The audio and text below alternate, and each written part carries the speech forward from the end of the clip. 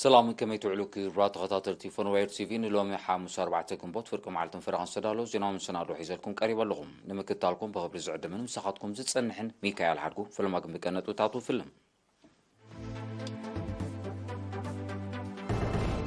ሕብረተሰብ ንዘይጥቀመሉን ዕለቱ ዝወደቐን መድሃኒት ብውሑስ ኣገባብ ከወግድ ፃውዒት ቀሪቡ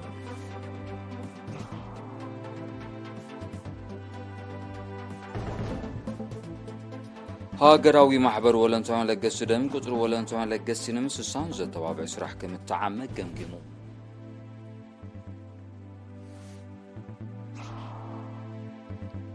ኣብ ሽወደን ሰፊሕ ውዳበ ህዝቢ ንምርጋፅ ዝዓለመ ህዝባዊ ኣኼባ ተኻይዱ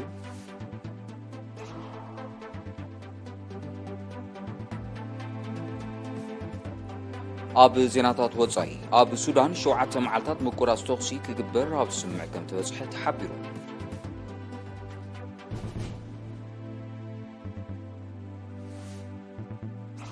ዩክሬን ፕሬዚደንት ቭላድሚር ፑቲን ምቕንጻል ከተካየደ ዝወጠነት መጥቃዕቲ ከም ዘፍሸለ መንግስቲ ሩስያ ኣፍሊጡ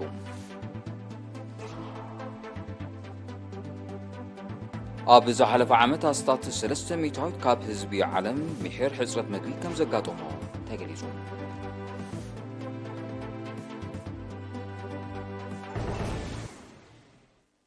ዝርዝር ዜና መድሃኒታት ፈወስ መርዚ ስለ ዝኾኑ ሕብረተሰብ ንዘይጥቀመሎምን ዕለቶም ዝወደቐን መድሃኒት ብውሑስ ኣገባብ ከወግድ ፃውዒት ቀሪቡ ወኪል ሪና ዮናታን ዕብዮ መልክዕ ጸብጻብ ዘዳሎ ትሕዝቶ ያሲን ሳልሕ ንዘይትጥቀመሉን ዕለቱ ዝወደቐን መድሃኒታት ኣብ ቤትካ ምዕቃብ ካብ ጥቕሙ ጉድኣቱ ስለ ዝዓቢ ብውሑስ ኣገባብ ክውገድ ከም ዝግባእ ኣቦ መንበር ሃገራዊ ፋርማሲቲካዊ ማሕበር ኤርትራ ኣቶ ኢያሱ ባህታ ጸዊዑም ኣቶ ኢያሱ ነዚ ጻውዒት እዚ ዘቕረበ ካብ 6 ክሳብ 11 ጉንበት ንዝካየድ ቅነ መድሃኒትን መበል 18 ስነ ፍልጠታዊ ዋዕላ ማሕበርን ምኽንያት ብምግባር ምስ ኤሪና ኣብ ዝገበሮ ቃለ መሕተት እዩ ሓደ ካብቲ ኣብዛ ሰሙን እዚኣ ከም ቅነ መድሃኒት ኢልና ሓሲብና ዘለና ምምላስ ዘይንጥቀመሎም መድሃኒታት ኣብ ኣባይት ኣብ መንበር ኣባይት ዝርከቡ ዝብሉ እዮም ሕጂ እዚ መዘብዚ ፋርማሲቲካዊ ማሕበር ኤርትራ ከም ሓሳብ ኣቕሪብዎ ካልኦት መሻርክቲ ኮይኑኻ ይሰርሕ ኣሎ ሕጂ እንታይ ማለት እዩ እዚ መድሃኒታት ልዑል ጥንቃቐ ስለ ዘድልዮም ኣብ ኣባይቲ ዝርከቡ መድሃኒታት ብግቡእ ናብቲ ግቡእ መወገዲ ቦታ ብሞያውያን ተኣልዮም ክውገዱ ስለ ዘለዎም ክሳብ ሕጂ ከምዚ ዓይነት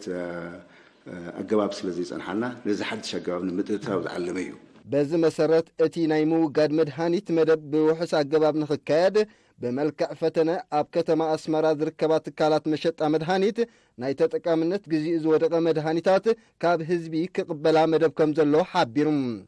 መድሃኒታት ፈወስቲ መርዝዮም ዝበለ ኣቶ ኢያሱ ብግቡእ ምስ እንጥቀመሎም ህይወት ዘድሕኑ እንተዘይኮይኑ ድማ ህይወት ኣብ ሓደጋ ዘውድቑ ምዃኖም ብምንጻር ኣገባብ ኣጠቓቕማ መድሃኒታት ጥንቃቐን ምስተውዓልን ዝመልኦ ክኸውን ካብ ጥቕሚ ወፃኢ ዝኾኑ መድሃኒታት ድማ ብኣጋን ብግቡእን ክውገዱ ኣተሓሳሲቦም ኣፍሉጦ ሕብረተሰብ ኣብ ምውጋድ ጊዜኦም ዘሕለፉ መድሃኒታት እንታይ ከም ዝመስል ንምፍላጥ ኣብ 2019 ብዝተኻየደ መጽናዕቲ መሰረት 50 ሚእታዊት ኣብ ዓይኒ ምድርን ናይ ከተማ ጓሓፍን ከም ዝውግድዎ ኣብ 2023 ብዝተኻየደ ተመሳሳሊ መጽናዕቲ ድማ 66 ሚእታዊት ኣብ ሓፈሻዊ ዘይቤታዊ ጓሓፍ 15 ሚእታዊት ድማ ኣብ ዓይኒ ምድሪ ከውገድ ምጽንሑ ክፍለጥ ተኻኢሉሎም ዛጊት ክልተ መጽናዕታት ተኻይዶም ውጽኢት ናይዞም መጽናዕታት ኣፈናዊ ሓበሬታ ረኺብና ኣለና ንኣብነት ኣብ ተቐዳሚት መጽናዕቲ 2019 ዝተገብረት 50 ሚእታዊት ካብቶም መጽናዕቲ ዝተኻየደሎም ዜጋታት እቲ መድሃኒት ኣበይኹም ትውግድዎ ምስ ተባህለ ገሊኦም ኣብ ዓይኒ ምድሪ ምእታው ወይ ከዓ ኣብቲ ሓፈሻዊ ናይ መጓሓፊ ከም ቅቡል ገይሮም ወስድዎ ድሒሩ ዝተኻየደ መጽናዕቲ ኸ ተመሳሳሊ እቶም 66 ሚእታዊት ኣብቲ ሓፈሻዊ ናይ መጓሓፊ ቦታ ከም ዝጓሕፎ 15 ሚእታዊት ናብ ዓይኒ ምድሪ ከም ዘእትውዎ እቶም 41 ሚእታዊት ንኻልእ ግዜ ክጥቀመልና ተባሂሎም ኣብ ገዛ ከም ዝዕቅብዎ ካብዚኦም እቶም 1.5 ሚእታዊት ጥራሕ እዮም وينا فارماسي ويكأنا بتكالات أن نملسو زبل حبريتها زهبو سلازي زي أزيو أسكافس لزخونة أفلوتونا حزبي معباي يدلخم زخونة خنجذب سلازي خلنا ينازي مدب زابقيسني مدهانيتات أب عين مدرن موقحفتات مزو قدو بكالاتات رباطات منشتات أوريماين كم زخطلو تغيسرما حبرة سب نقحاتو كعبي مخيرم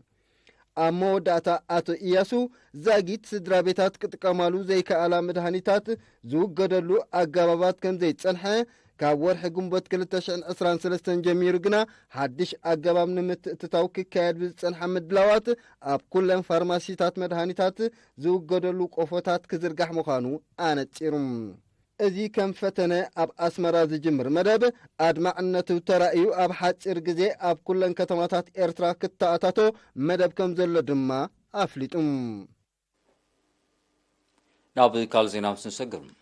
هاجرو محبر ولنسان لقست دميرتا قطر ولنسان لقست نمسسان أبز حلف عمس تسلاسل عمام زد تبابع فرقم ترغبا قمقمهم وكيليرينا في لمون تكابا بملكع تصابصام زدالو تحستو يوناس أبراهام كغربوي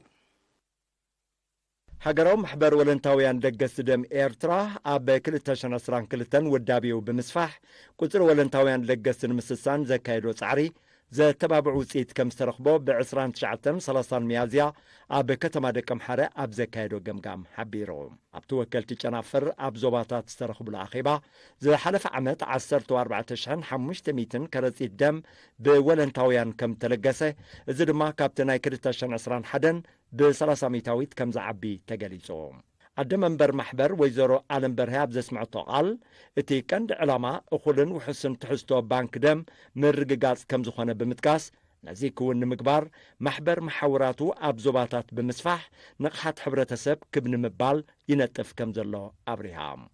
أب حزب استخايدة قوسقواسات مسترا من رخبي بزهان حقرنا تدميرو أب مسسان قطري لقست دم عبي استواصو كم زنبرو زحبرت ويزرو عالم نقربناتن تقداسناتن لقست دم كمون نأبركتو حقراو بانك دم أمسكينام أبزوباتاتون قطري لقستن عبي مسكوان تلو اتمحبر ناي باجتن مسالتيان دقف سلازيبلو نابنو صوباتات نمزرقحو زقبر صعري بدهي كوينو مهلاو تحبيرو أب حقراو بانك دم حلافي أقلقلوت لقس دم أتوم حري أبرهاب وغنو مس حقراو محبر ولنتاويان لقس دم تواهيدو زي السلاسلو مدبات عبي قسقاس يمزقب كمزلو بمقلاط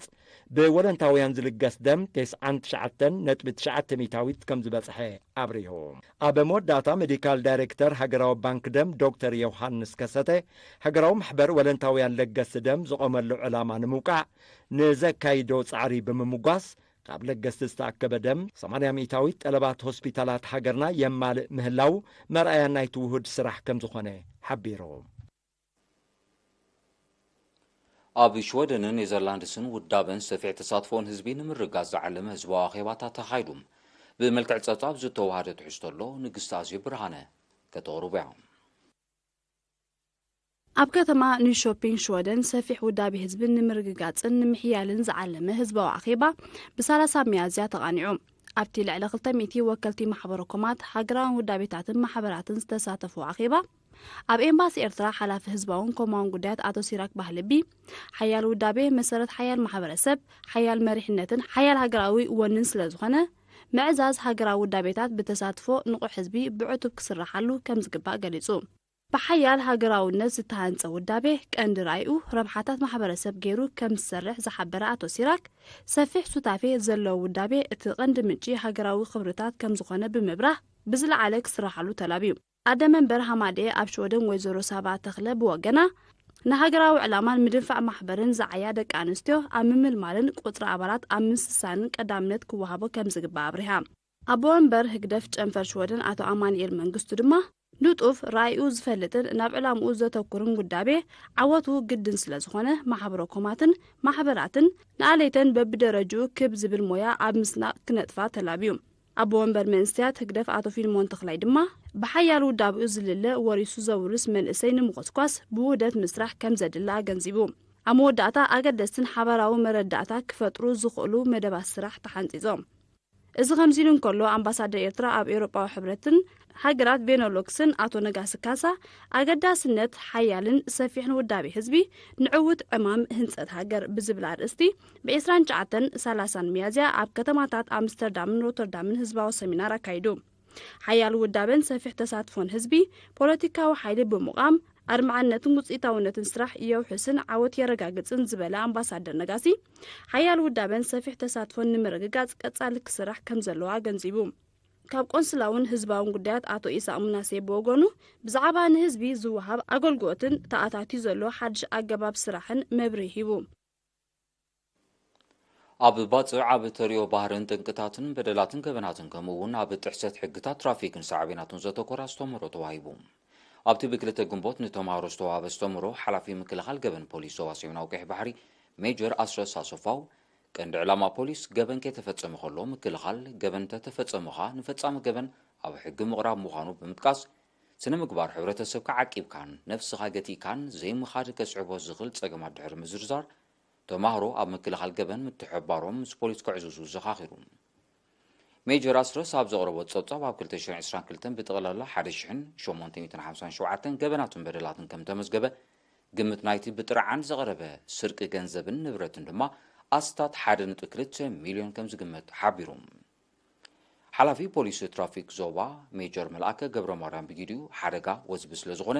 ኩሉ ኣካል ሕብረተሰብ መምርሒታት ትራፊክ ተኸቲሉ ክንቀሳቐስ ከም ዝግባእ ብምጥቃስ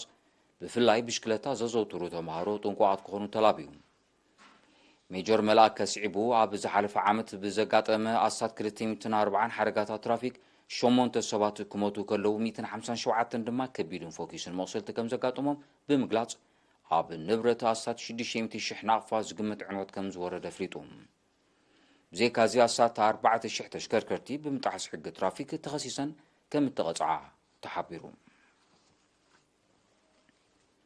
ክቡራት ተዓዘብቲ ድሕሪ ሓጻር መሰጋገሪ ናገራዊ ዜናታት ሒዘኩም ለሰኩም እየ ንምክትታልኩም ክትቀጽሉ ደጊመ ብኽብሪ ዕድም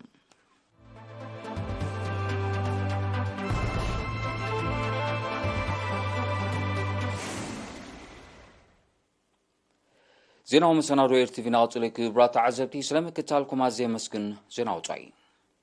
ኣብ ሱዳን ኣብ መንጎ ብጀነራል ዓብዱልፋታሕ አልቡርሃን ዝምራሕ ስሩዕ ሰራዊትን ብጀነራል መሐመድ ሓምዳን ዳግሎ ዝምርሑ ሓይልታት ዝወሃብ ቅልጡፍ ደገፍን ካብ ሎም 4 ግንቦት ን7 መዓልታት ዝቕጽል ስምምዕ ምቁራጽ ተኽሲ ከም ተበጽሐ ተቓሊዑ። ክልቲኦም ወገናት ኣብዚ ሓድሽ ስምዕ ከም ዝበጽሑ ዝሕበር ዘሎ ንሓምሻይ ግዜ ብ30 ሚያዝያ ዝተበጽሐ ን72 ሰዓታት ዝጸንሐ ተኽሲ ናይ ምቁራጽ ስምዕ ትማሊ 3 ግንቦት ድሕሪ ምውቁዕ እዩ። እንተኾነ ግን ኣብ ገለ ከባቢታት ካርቱምን ካልእ ቦታታትን ግጭት ይቕጽል ምህላውዮም ናይ ቀረባ ተዓዘብቲ ዝገልጹ። ውድብ ሕብራት ሃገራት ሕብረት ኣፍሪቃን ዞባዊ ውድብ ኢጋድን ነዚ ሓድሽ ስምዕ ምቁራጽ ተኽሲ ብምውጋስ ናብ ዘላቒ ስምዕ ንኸምርሕ ክልቲኦም ወገናት ካብ ተጻብኦታት ክሕየቡን ናብ ናይ ዘተ ጠረጴዛ ክቐርቡን ጸዊዖም ኣለዉ።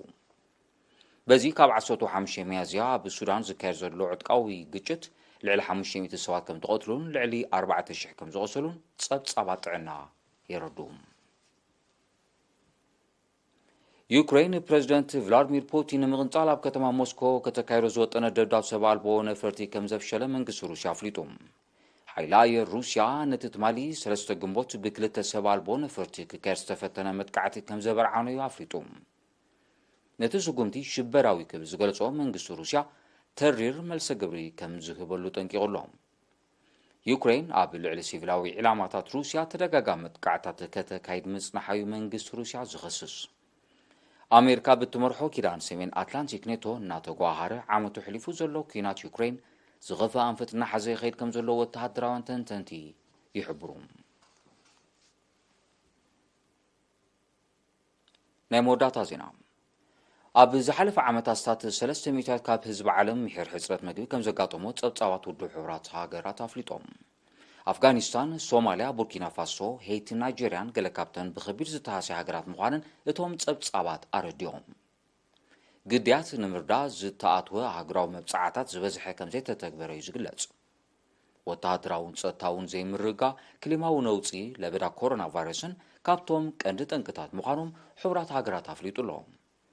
ሳዕቤናት ጸጥታዊ ዘይምርጋ ክሊማዊ ነውፅን ኣብዚ ሒዝናዮ ዘለና ዓመት እውን መሊሱ ክዛይ ከም ዝኽእል ግምታት ኣሎ።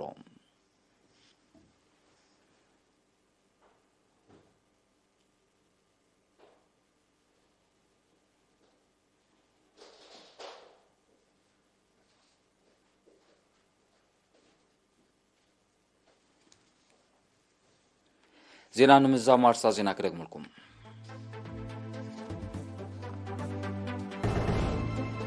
ሕብረተሰብ ንዘይጥቀመሉ ንዕለቱ ዝወደቐን መድሃኒት ብውሑስ ኣገባ ክወግድ ፃውዒት ቀሪቡ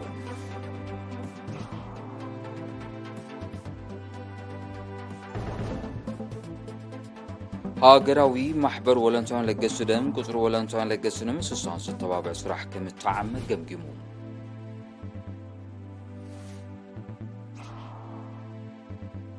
ኣብ ሽወደን ሰፊሕ ውዳበ ህዝቢ ንምርጋፅ ዝዓለመ ህዝባዊ ኣኼባ ተኻይዱ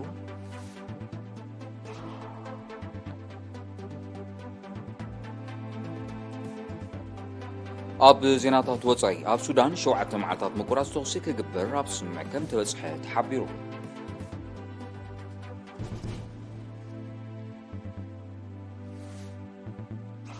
ዩክሬን ፕሬዚደንት ቭላድሚር ፑቲን ንምቕንጻል ከተካየደ ዝወጠነት መጥቃዕቲ ከም ዝፈሸለ መንግስቲ ሩስያ ኣፍሊጡ ኣብ ዝሓለፈ ዓመታት 300 ካብ ህዝቢ ዓለም ምሕር ሕፅረት መግቢ ከም ዘጋጠሞ ተገሊጹ